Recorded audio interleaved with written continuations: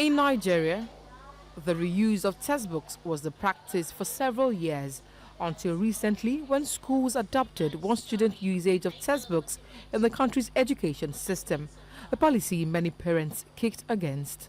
But in 2026, the federal government put a stop to the practice of one-student usage of textbook, unveiling a new policy that encourages a 4 to 6 years use of textbooks across basic and secondary schools. This policy is aimed at reducing the cost of education for parents, improving learning outcomes, and promoting environmental stability, according to the Ministry of Education. It's actually a good thing.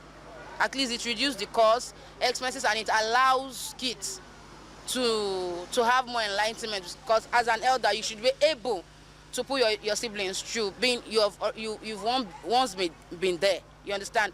So you should have the initiatives of putting your siblings through. So it's actually not a bad thing.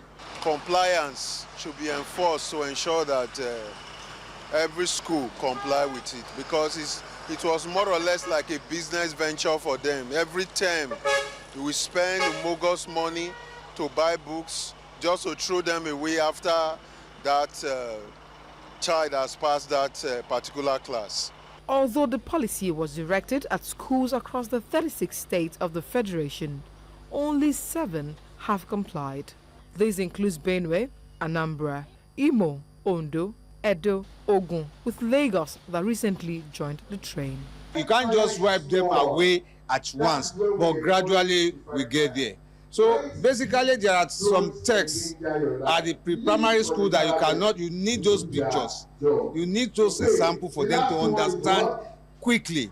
But with others, we get there gradually. It's not just going to be an immediate policy implementation. While parents believe the reform will help cut costs and strengthen discipline within the education system, school owners think otherwise. Many schools discourage the reuse of textbooks, not because we want to burden parents to buy books, but we see that there are changes in curriculum. We want to be sure that the textbooks have the content that is required per time. You know, it has to be relevant. We're concerned about the hygiene of the children because they're passing books from one year to the other. As parents continue to commend the initiative, many describe the policy as a bold step by the federal government to build a disciplined, skill-driven and more affordable education system for every child in Nigeria. In Lagos, for News Central, Omolola Ololade.